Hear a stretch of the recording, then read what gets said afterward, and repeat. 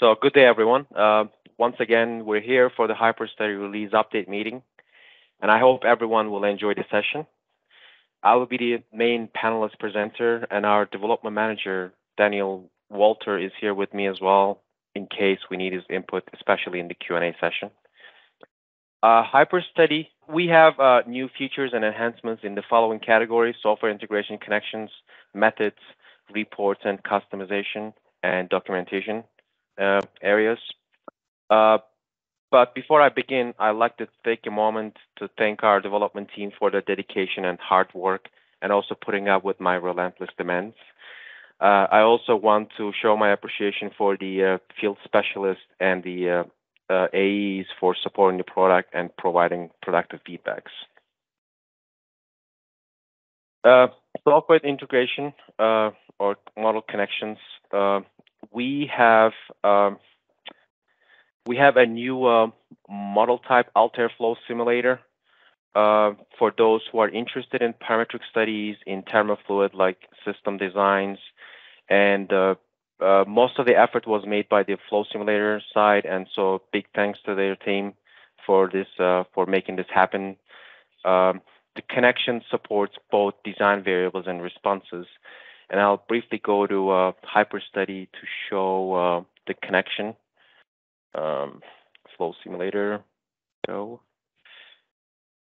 Okay, so much like any other connection types we have, we need the resource file, which is the input file for Flow Simulator, and the user has to do their due diligence and prepare all the the variables and the responses within the Flow Simulator, and then once they export this flow file, we're going to read that, and this will import the variables and the responses from the connection file. And when you go to solver script area, you'll see a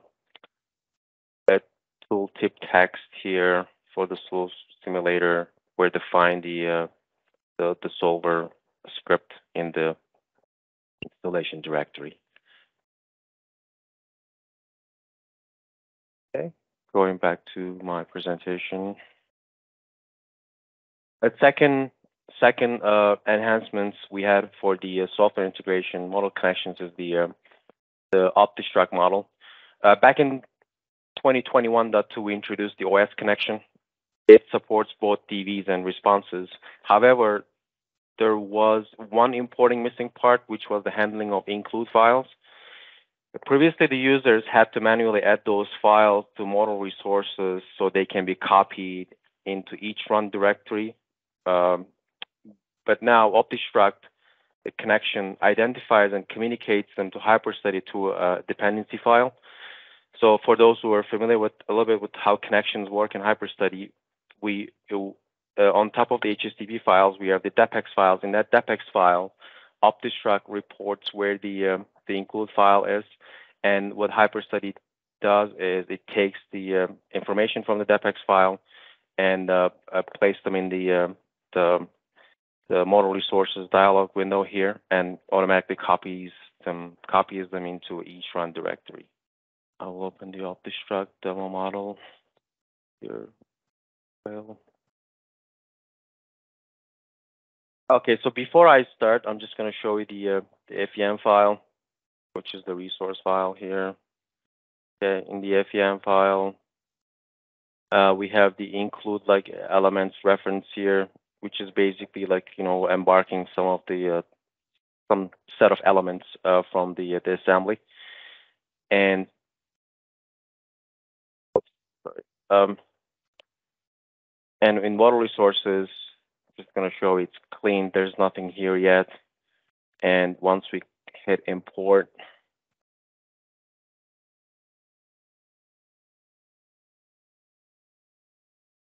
and this will import variables, responses, and on top of that, the new functionality, which copies, adds the auxiliary files, include files into model resources, and copy them to each run directory. So this is sort of convenience to users instead of doing some manual work. The third one in this category is the additional data types in beta processor for those who are using ANSI connections. So far, we only supported the real as data type for design variables. Now the connection supports the integers and strings as well. Okay, in terms of methods, we added a new regression model which allows building regression or machine learning models on a vector data. Prior to this release, as you might already know, that our regression models were only working on the scalar type of responses. Now we can work with the vector data. And the source of your vector data is going to be the data sources, so nothing changes in that regard. So once you have the data sources, you have the data already in your system. And the mathematical model behind is based on least squares with different polynomial orders. A couple examples that come to my mind, where you can use this vector predictions is like you might want to predict the stress value for each element in your component or assembly, or you might want to predict the the sensor readings in an explicit simulation, using solvers like Radios and LS-DYNA and etc. Let me go ahead and demo it a little bit.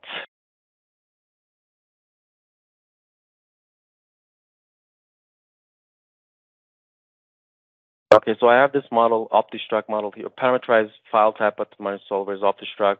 So what I do is I gather the ply stresses from the simulation. So for each ply, I get the von Mises stress, and I already ran the DOE data. I'm not going to run again because it takes a bit of time to finish the runs.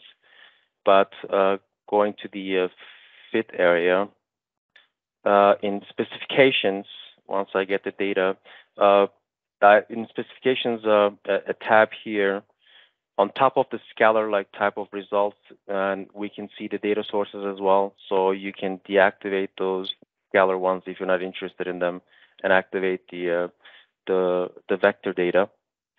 So in vector data, you see that in fit specifics we have a regression model. And similar to what we already have for the scalar data, like LSR with a different polynomial order, or you can introduce interactions and etc. Interactions. I'm going to keep it linear for now. Apply next, and this will build the regression model for each of them. In post-processing area, if you go to diagnostics, you'll see, again, similar to what we have for the scalar data, cross-validation value, R-score value. And in residuals, you can, go through one by one and see the distribution of, residuals, for each data source, for each index. And in trade-off area, similar to, again, what we already had, you can pick the data source, you can do multiple selections, and you can play around with the variable, and this will dynamically change the edit prediction in the graphical area. Or it can be multiplied like that.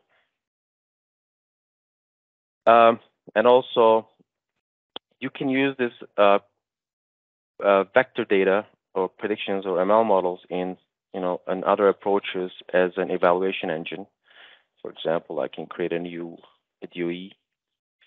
So in define output responses, I'm calling the mean stress from each curve data here as a scalar output, but you can evaluate the data sources from the fit models.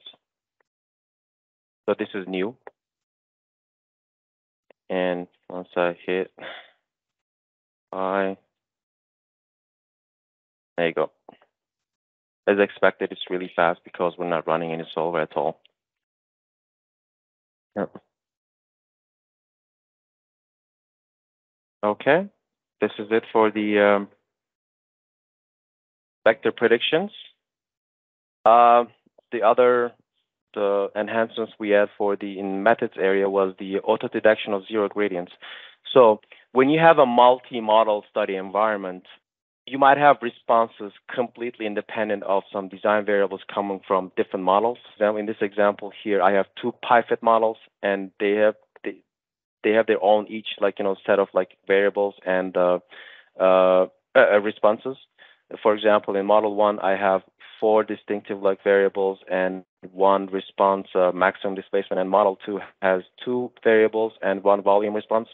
So what you would expect in terms of the gradients, the volume has nothing to do with this variables coming from the model one. There's no linking here. Also, same for the maximum displacement. It has nothing to do with the variables coming from the variables from model two. So the reason why we do is define the zero relationship or gradient between the responses and the variables is to reduce the dimensionality. You might be familiar with the curse of dimensionality in mathematical methods. The more dimensionality you have, it's going to probably affect the efficiency and the accuracy of your mathematical models. So and this is an automated a feature. If I have to demo it in HyperStudy environment.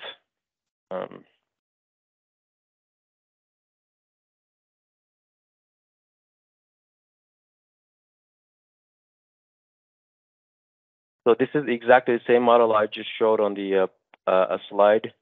I have two PyFit models, and if I have to look at the flow of the connections, so it's four design variables for model one and two design variables for model two, and each one has its own response type, maximum displacement, and volume. So what I expect is, so volume will have zero correlation with these guys here, and the maximum displacement will have zero correlation with the model design variables coming from the model two. So in define output responses tab in gradients, we introduced add always zero a gradient option. So once you click on this one, what HyperStudy will do is it will just go and look for all these dependencies, and it will define the a zero relationship between the responses and the variables. So as I mentioned, so maximum displacement has zero relationship with the width and the height here, and the volume with the variables coming from the model two. So this is not effective in every single mathematical methods we have. Currently, it's only working for the MLSM in FIT, and in optimization, well, it's working with GRSM. So in GRSM, as you guys know, or you might already know, that we're using a meta model inside for some sampling scheme. So this will improve the efficiency and accuracy of the meta model in GRSM.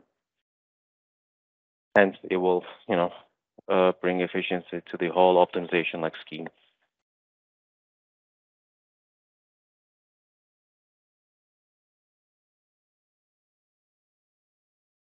A third one is we introduced a new convergence criterion for GRSM. So the threshold option we added in the extra hyperparameter in the more tab is going to track the design improvement over the a number of iterations, which is defined in the stop after no improvement. So what it will do is it will start tracking an improvement in the objective function, and it will track for the amount of iterations specified here in the stop after no improvement. And if there is no improvement more than at least 3% or 0.03, which is a percentile, 3%, it will stop or terminate the optimization process. So why we need this? It's you can specify it because it's a global behavior. Typically, we define the evaluation numbers, but let's say you define 50 of them, and the last 40 is nothing but a waste of time because you don't see any improvement, and that number is deterministic, and it has to complete it until it's released. But with this new threshold introduction, it will hopefully bring some time efficiency to your design exploration endeavors. But again, you have to be careful. You don't want really like terminate your optimization process, especially in a global environment that early. You might not see some improvement for the maybe a sequence of whatever iterations, but it's a global behavior, so it's exploration, and you might see something like maybe down the road more than the number specified here. So it requires some caution. Reports and customization. We introduced a new API for data sources, so this is complementary to what we have now with the vector predictions. And all these data sources now are callable in external processes, like if for those who use custom reports and user methods, mathematical methods, and you can call the data sources into the area, and you might want to do some maybe a custom visualizations, and you might want to use them in the your external methods. And in terms of documentation, we're introducing a new tutorial for the OptiStruct connection. I know it was a bit of an overdue, but now we have it. So if you're interested, please go ahead and read through it, and it's there. This is the updates we have for the 2022.1 release. But as always, we're really open to suggestions and the comments and feedbacks. Please let us know